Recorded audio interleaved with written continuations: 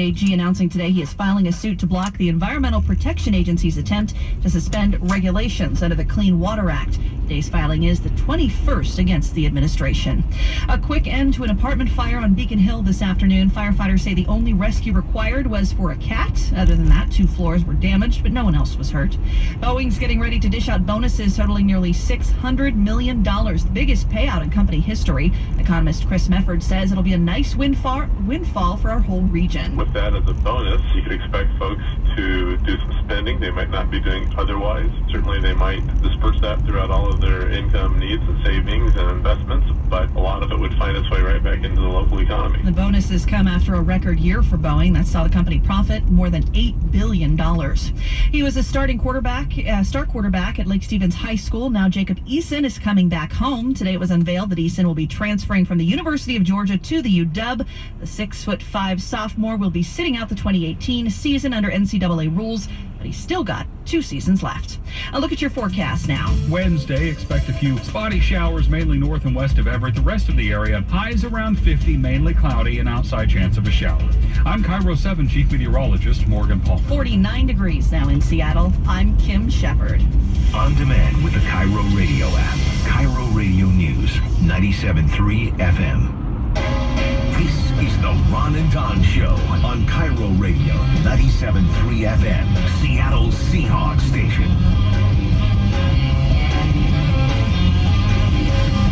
All right, text time about 10 minutes away. We love your text messages. You get to be the star of the Ron and Don Show on Cairo Radio, 98973. If you ever want your own radio show, now's the time. Rachel's out of town. Candy's in. We'll find out what's ringing her bell a little bit later. We'll get to Ron and Don's top 5 at 5 about an hour from now. Someone's going to win some James Taylor tickets.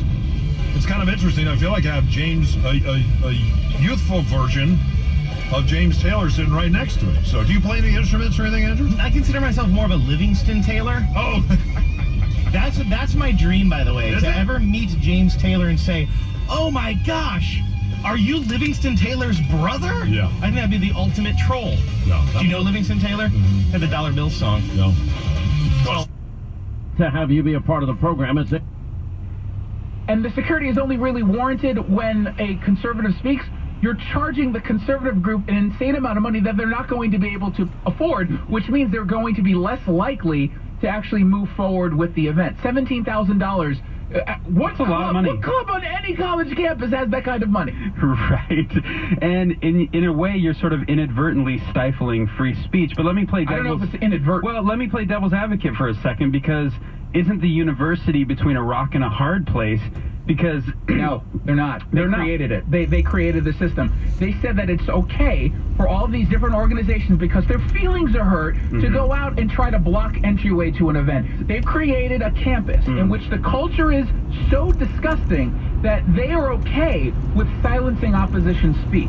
So UW should just fit the bill every time a Not only should they pay for it, but they should actually start punishing the people who actually try to stop these events from going on. Because you do not have the right to prevent people from entering a private room to engage in a debate. You do not have that right. You don't have the right to stand up in the middle of an event and shut it down. You do not have that right. The heckler's veto is not something that you can say, oh, well, that's my free speech. No, that has nothing to do with free speech. That is the prevention of free speech. Yeah. And so if the college wants to get serious, you punish the people who are breaking the rules on campus. You charge them for the monies associated with this kind of security, and you cover the rest for yourself. Because you know why you cover this kind of speech? Because you actually want to at least pretend that you give a sweet damn about opposition information. And you at least want to pretend like a college campus is a place for real dialectic to take place. But they don't want that to happen, which is why they allow for this kind of policy. There's it's not, it wasn't by design that, it was by design that you've got progressive organizations, their security costs being so much less than the conservative one. Okay, I want to pivot for a second now. I've talked to a number of pundits and commentators in recent days and asked them if they could summarize and simplify this controversy over the memo, the GOP memo, and we're soon expecting a Democratic memo to come out.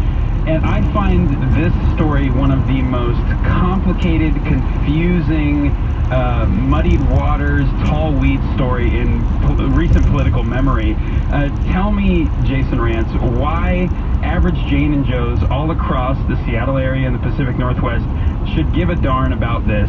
Guys who are going about their everyday lives, sending their kids off to school, going to work 10 hours a day, busting their backs, meal prepping, and they get home and they hear, oh my gosh, outrage over this memo. What does it mean? Who is Devin Nunes and Papadopoulos and Dossier and Steele?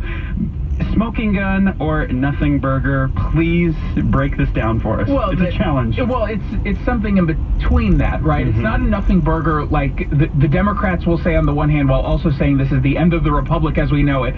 It's not a Nothing Burger, and it's not the end of the Republic. It also doesn't vindicate Trump in the Mueller investigation. If the GOP memo is to be believed, and, we'll be fair and read the Democratic memo, but what it basically says is the FISA court was convinced to not just surveil an American citizen, but surveil an American citizen who was working on the campaign that was in opposition to what the White House, who was in power at the time, wanted.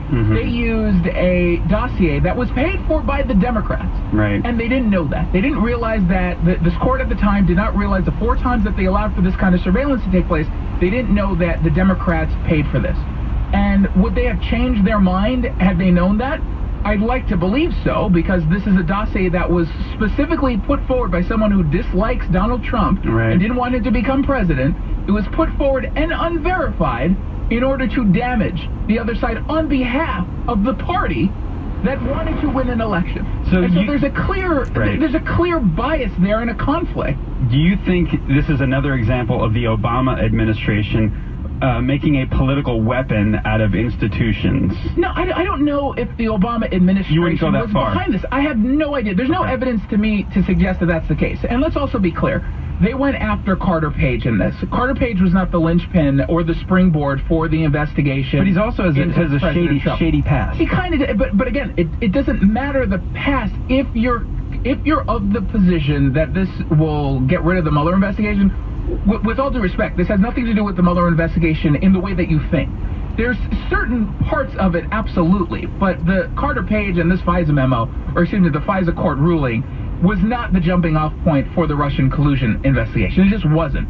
It doesn't mean what happened was right. I think just on the surface, if all of this holds true, it shows how the FISA court has been abused in order to offer up surveillance on a political enemy of the White House at the time. And the Trump team was certainly a political enemy of the Obama White House. And this shows a very concerning level, regardless of whether you're a Republican or a Democrat, this shows a concerning level of potential abuse of power. That makes this a significant story. And we're going to be expecting a counter to this, which is a Democrat memo anytime now. That was written after the Republicans started talking about releasing their own memo. Just another partisan document, and it's like, which team are you going to side with? And it's not which case is more convincing. It's, well, here's our Democrat memo over here, here's our Republican memo over here, and my team's is more convincing. And dueling memos no one will read. Exactly. Jason Rantz, thank you so much for making the time. I'm Greg Tallman in for Todd Herman today. Listen to Jason Rantz every morning here on KTTH from 6 to 9 a.m. I'm glad you had your coffee this morning. Thanks for the fired-up commentary. I'm so tired. Okay. I just used up the remainder of my energy. I'm going home. I'm going to bed. Get some sleep. I'll be back at it tomorrow morning. We'll be right back. But first, let's get you home the right way with Right Way Traffic. Crash in Bellevue all cleaned up. 405 southbound stacked up, though, from Southeast 8th Street to Lake Washington Boulevard. Crash in Renton coming in. Once again out of Swamp Creek and Candy Park and heading out towards the I-5-405 split in Alderwood. Here's the deal. We had an earlier issue on northbound to 525 out near Alderwood Mall Parkway. That has long since cleared. 2 new issues. Westbound 520's off-ramp to northbound I-5 and northbound 405's off-ramp to 167. Yep, another new wreck taking up the right lane. Traffic brought to you by Emerald Queen Casino, presenting Blue Oyster Cult March 10. These legendary rockers bring their best just for you. Blue Oyster Cult only at the Emerald Queen Casino, the entertainment capital of the Northwest. Cairo Radio, real-time traffic. I'm Tracy Taylor. All right, Tracy, thanks for that. Your text messages here at 98973 in about 3 minutes. Dateline. MSNBC, this is from Tennessee. It says a uniformed officer. He walked into Outback Steakhouse. He's going to get a bloomin' onion. He's hanging out with his wife. They're having a great time. He's like, you know what I'm going to do is, since I'm in uniform, and take my gun in there. So he went in and took his gun, and come to find out he's in a gun-free zone. And there's a customer in the Outback Steakhouse who probably was having a bloomin' onion too. Why wouldn't you? Bloomin' onions are great. I mean, you're there. Yeah, you might as well have a bloomin' onion and then one of those ridiculously huge beers, like a 3-gallon beer. Right, yeah. Do you want a big beer or a big, big beer? Yes. Or the biggest beer you've ever had? It comes with a designated driver. With 12, with 12 straw. So anyway, this officer went in there. He was asked to take his service revolver and go put it in his rig, and he's like, well, I can't do that. I can't separate myself. I'm in uniform, and I'm supposed to have my service revolver on me. And I've dated cops before, and that's true. You're supposed to have... if you're in uniform, part of the uniform is you have, because you could be a target. Is that kind of the idea? Well, it could be a target, and then anywhere you go, you're a cop, and you're there to protect people, and part of protecting people is that you have a service revolver. So anyway, there's a gun-free zone there. There's a woman there that said that she felt unsafe because cops are killing people, and she was upset about this. As a result of this, the manager ended up going over and told the officer and his wife, hey, if you don't take it's okay that you eat here, it's a gun-free zone. If you don't put your gun in your rig, in your car, in your cruiser, then we're going to have to ask you to leave. And they ended up asking him to leave because this woman said that she felt unsafe. She felt like she was going to have to be escorted to her car. And as a result of this officer then put this up on Facebook, shared it with the world. There's over 200,000 comments, and there's a lot of people out there that decided they're not going to Outback Steakhouse for a bloomin' onion anymore. Since that time, well, I'll give you an update from Outback here in just a moment. But Andrew, what was your take on that? I would just say that's kind of the free market at work there, right? Like if people want to now not give their money to Outback in exchange for goods and bloomin' onions, then that's their right to do it. But I also think that it's, the right, I'm sure a lot of listeners of this show are very much into the rights of business owners, small business owners, franchise owners like that. And if they say, hey, one of our rules is you must wear shoes, you must wear a shirt, and you can't have a gun, that's their right to do that. Yeah, then you know what, stand by it. Don't come out when this goes out on Facebook. You start losing business, or potentially losing business. And as a result of that, you're like, you know what, we're sorry. We made a mistake, and we sent a $100 gift card to the police officer.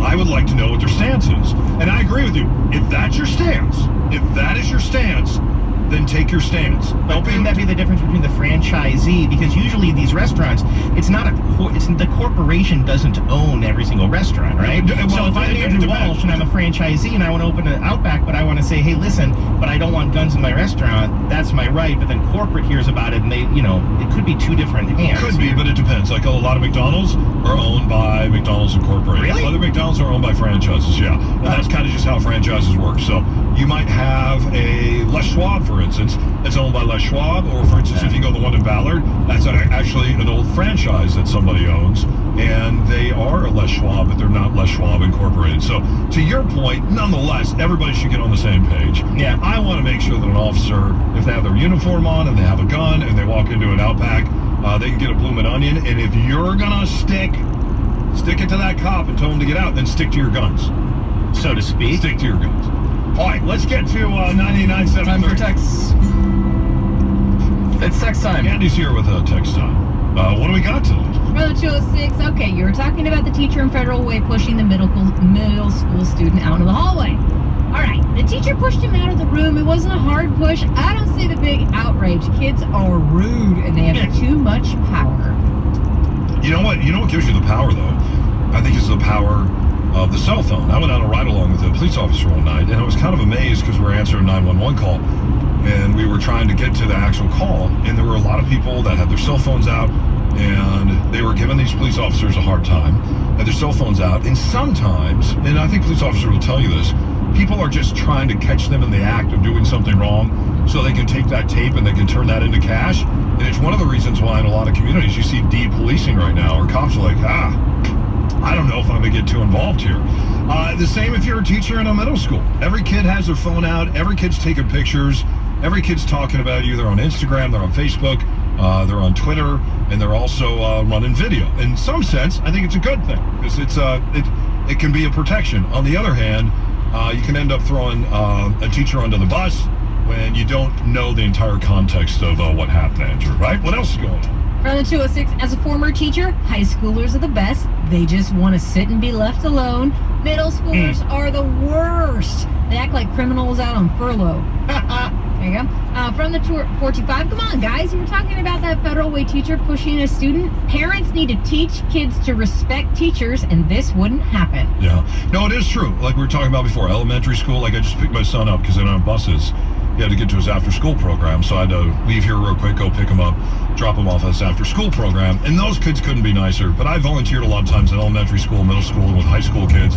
And that's right. High school kids just want to be left alone. Yeah. Middle school kids want to be jerks and want to be harassed. Yeah. and they are. So. From the 253, I love Andrew Walsh. Oh, nice. I wish we could have a show with him every day, but I can't figure out who would we replace. You can't replace Ron and Don, but maybe in addition to them, we need more voices like Walsh. What? Wow. Who do I know in the 253 who sent that? Also from the 253, hey, Walsh and O'Neill, look, when you talk about the homeless living in libraries, they are everyone's libraries and parks. To use librarians as social workers is not a good idea. They are not homeless shelters or drug rehabs. They are, in fact, libraries.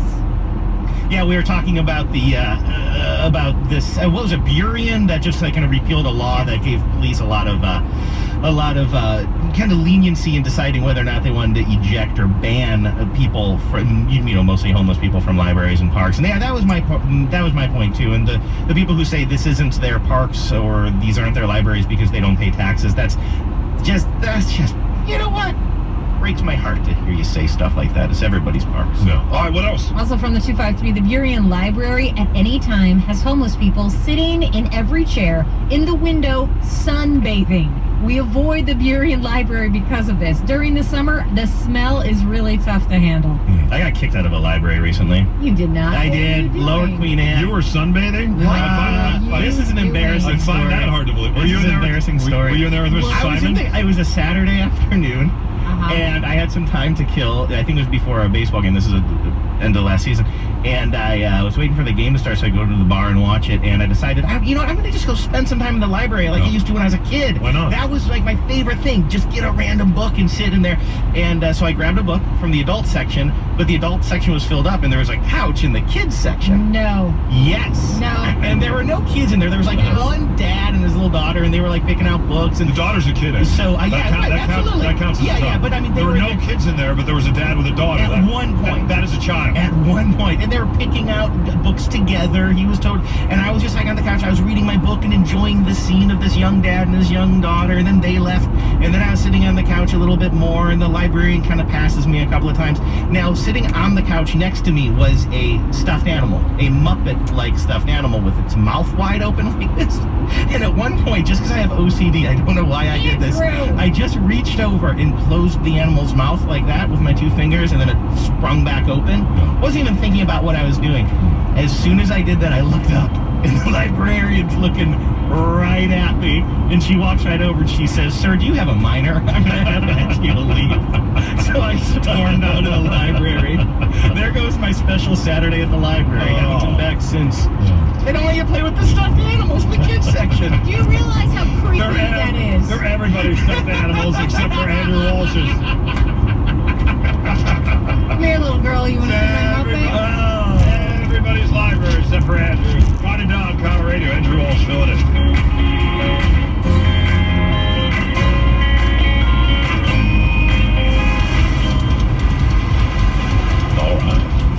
Here's how Tracy Taylor, she's going to get you home tonight. This traffic report brought to you by Wrench Mobile Mechanic. What you got?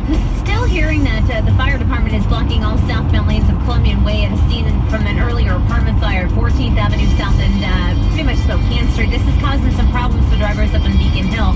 Also looking at some incidents right now that are going to slow us down, and that was some earlier issues.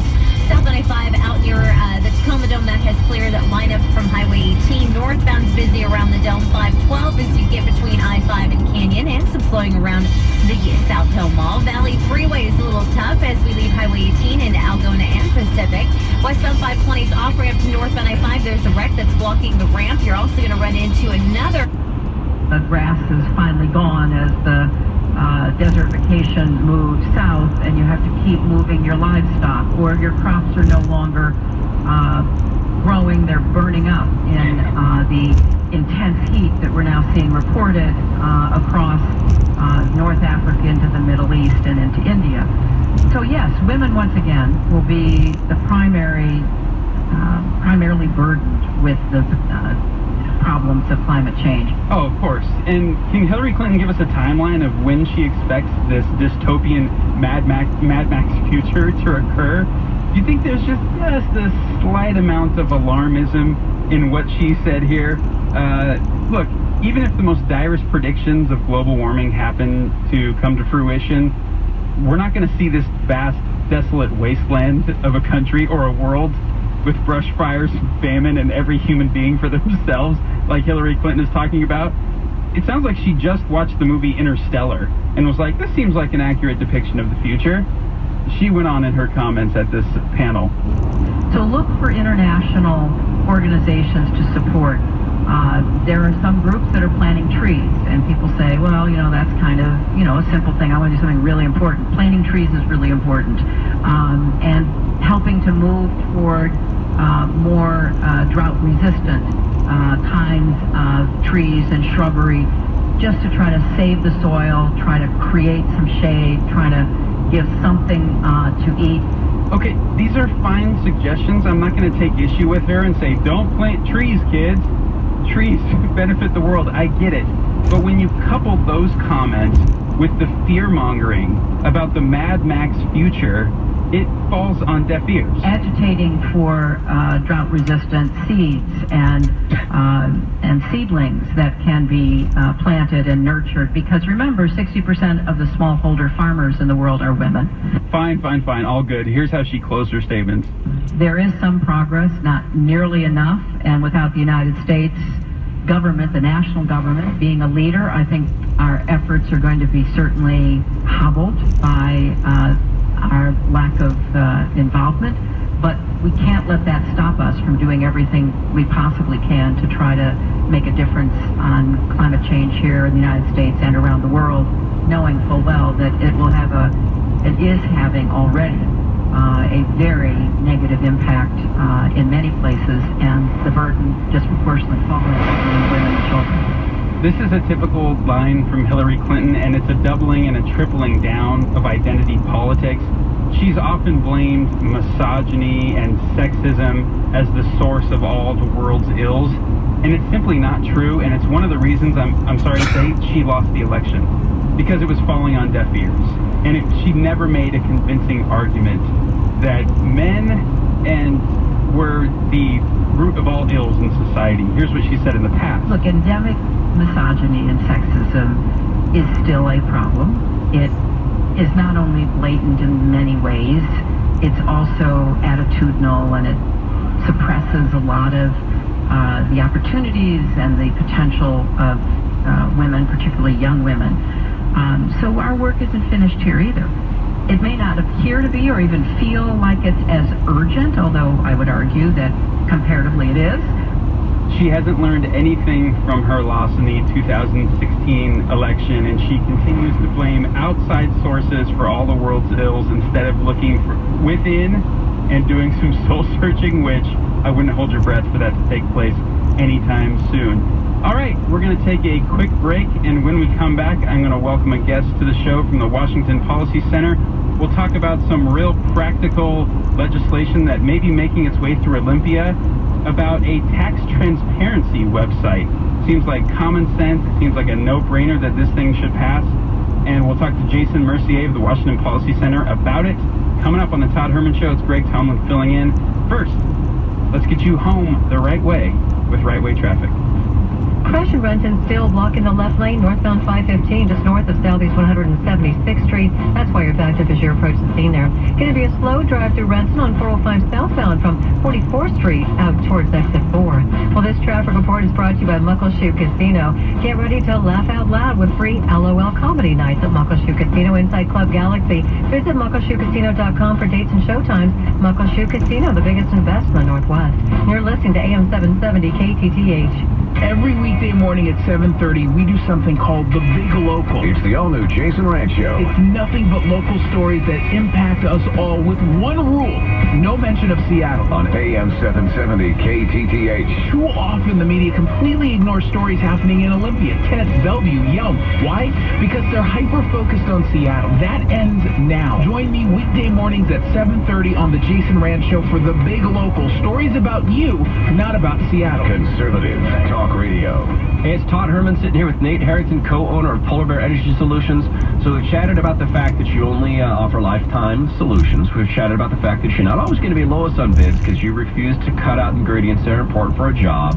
I want to ask you on behalf of my listeners, in addition to the pleasure of doing business with Polar Bear, are you going to give any incentive to KTTH listeners to do business now? Yes, definitely. For all KTTH listeners, we offer 10% off up to $2,500. All right, so Nate, I have the pleasure of knowing you and Polar Bear Energy Solutions. How can consumers educate themselves about a contractor? Well, make sure they're certified by the manufacturer. If the manufacturer isn't going to stand by their work, well, you shouldn't probably select that contractor there. Also, check the L&I website, make sure they're up to date and current with all their payments and everything, and definitely ask for references. We've got thousands of your neighbors out here that we've done work for that'll vouch for our quality of our work. Listen, call Nate, and you can call him directly at 877-948-2327. That's 877-948-2327, or check out Polar Bear Energy Solutions at polarbearnw.com. Don't you just want to scream when your doctor responds to your health complaints by saying, oh, well, that's just normal for your age? Mental fatigue, low libido, low energy, that's just normal? At Longevity Medical Clinic, we think normal stinks, and it's completely unacceptable. And the truth is, normal can often be dangerous, leading to a higher risk of cancer, dementia, stroke, heart disease, and on and on. That's why at Longevity, we now test your genetics, telomeres, inflammatory markers, and a whole lot more. Because at Longevity, we know that for the first time in history, you can choose how we're going to age. We simply want you to know what those choices are. Please join Dr. Jerry Mixon this Saturday at 107 at the Bellevue Residence Inn, or this Saturday night at 6:37 at the Tacoma Convention Center, or Tuesday night the 13th at 7:07 at the Linwood Embassy Suites. Please, no matter what you do, don't put up with normal in 2018. To register, go to lmclinic.com. That's lmclinic.com, or call 866-86-YOUNG. Leafless in Seattle keeps the muck and pine needles out of your gutters. They guarantee nothing but water gets in or your money back. Hi, Rob McKenna referring Better Business Bureau accredited Leafless in Seattle, keeping everything but water out of your gutters. LeaflessInSeattle.com. In the 1980s, when Boeing was introducing the 757, Keel Mortgage was introducing their neighbors to some pretty stellar home buying options. And still today, Keel Mortgage will continue to serve our Northwest neighbors with timeless values and timely advice. Hi, I'm Laura Keel. If you've seen your property values rise and are interested in eliminating that mortgage insurance premium, call Keel Mortgage, 888-778-KIEL. For those taxpayers who've already paid in 2017 and into 2018, apparently they would not actually get the relief from this meager tax relief bill until next year at the earliest. But all of Oban's amendments failed. In D.C., the House has passed another stopgap spending bill, this one for 6 weeks. On this vote, the yeas are 245, the nays are 182. The vote was mainly along party lines on the spending measure, which includes increases in military spending and 2 years of community health center funding.